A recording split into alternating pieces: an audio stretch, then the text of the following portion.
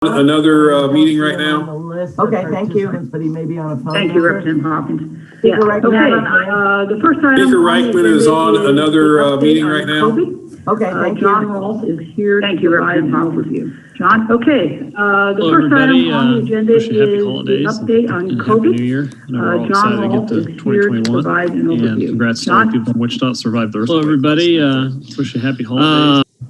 Okay, so this one should be a shorter update. It's so nice to see you this. Still trying to survive the earthquake. 3.5 hours of calls into 5 minutes for you. I think it's still a really strong regional tool. And so as you get the chance, anybody who's watching this, if they want to watch regionally, just go to covid.ks.gov/report-outs. And they can sign up to get the email that has the dashboard for the region, the call, and any extra things. So like, for instance, this week, KDHE had some vaccine scams that they'd seen going on. We were able to attach some information around that. And just a tool in all of your toolkits as you think regionally. As we summarize it really for the state, it's interesting. The healthcare system, I'd say, is both catching its breath and holding its breath at the same time. You were sent the weekly dashboard from the Kansas Hospital Association and the materials beforehand. And a couple things that you'll see there. One, just testing was down to probably 2/3 of what it had been the past couple of weeks, and that's because of the holidays with shortened weeks and all that. Not as many people get tested. But when you flip to the third page of that, you'll see really some bright spots out there. North Central, Northwest, and Southwest Kansas have all really done a good job beginning to come off that surge that we saw in November of total cases. South Central also seeing that, and we saw some easing in the Northeast and Southeast in that way, which has trickled also into the hospitals. You'll see our hospital ICU capacity there on the first page. Is still right in the same area. It's at 21%. Last week it was at 23%. And anticipated staffing shortages was also where it was the previous week at about 38%.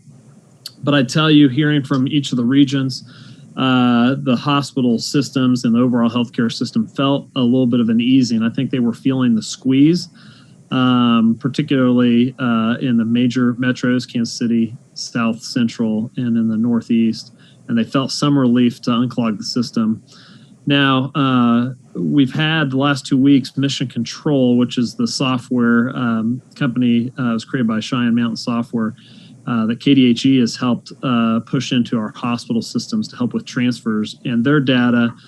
We went through it region by region, but overall for the state, 2 weeks ago, we were over 2 hours to try and find a hospital when someone was more acute or severe and needed more treatment, to find a hospital bed for them.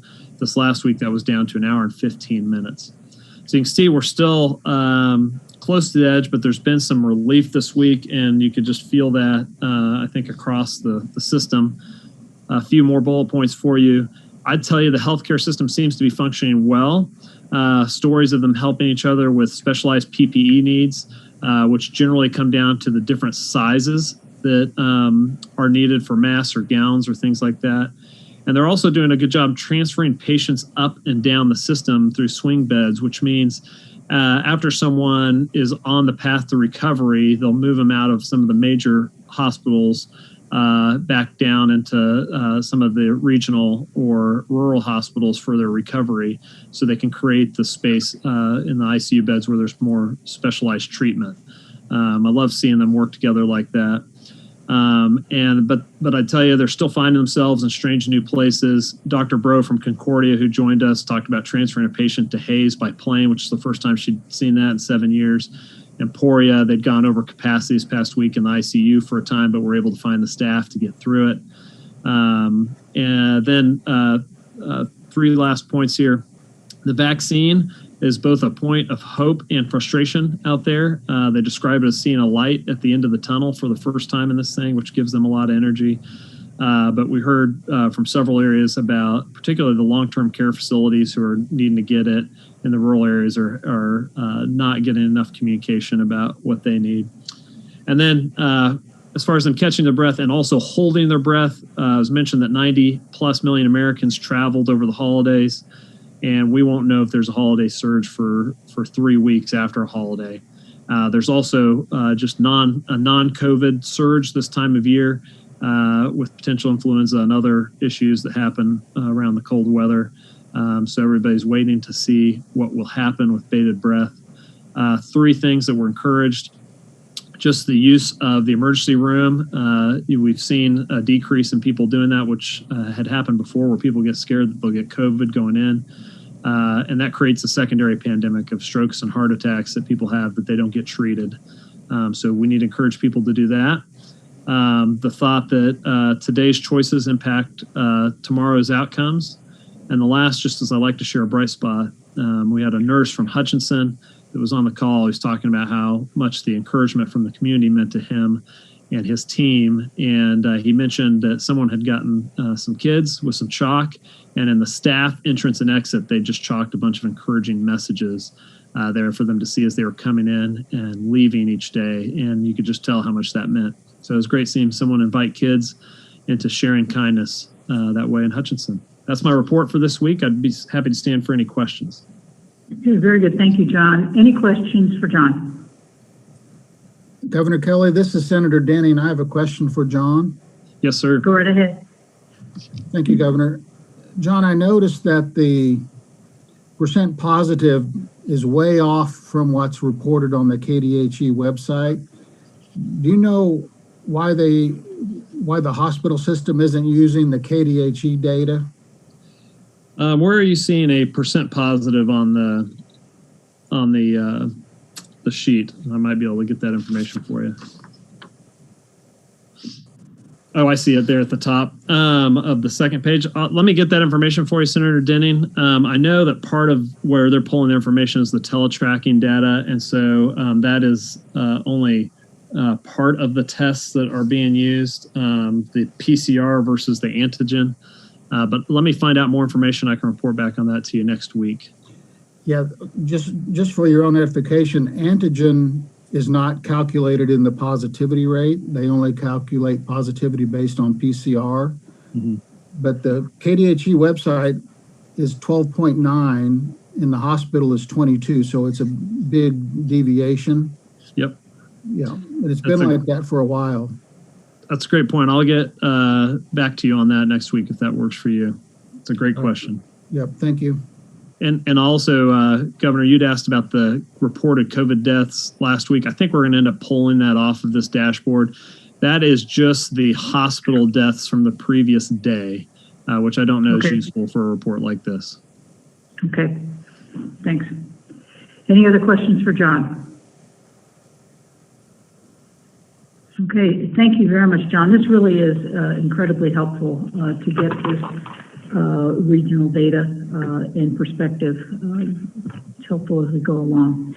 Okay, the final item on the agenda today is the review of an executive order to waive the waiting week requirement for unemployment benefits. And I've got Clay Britton, General Counsel, here to provide an overview and answer any questions anybody might have. Clay. All right, thank you, Governor. This is Clay Britton again. Council, we're here to review an executive order under the provision of House Bill 2016 that requires that review after an emergency executive order is issued. This EO is really just an extension of a provision that was contained in a previous executive order from back in the spring, as well as a provision of House Bill 2016. A little background, as you know, the CARES Act back in the spring offered federal funding for unemployment benefits for what most states call the waiting week period, which is just an initial week that you have to wait before you start getting your UI benefits. To take advantage of that federal funding under the CARES Act, states like Kansas that had prohibited those benefits for that week had to change their laws to allow those benefits to be paid. So that is what was initially done in March through an executive order. That was Executive Order 2017.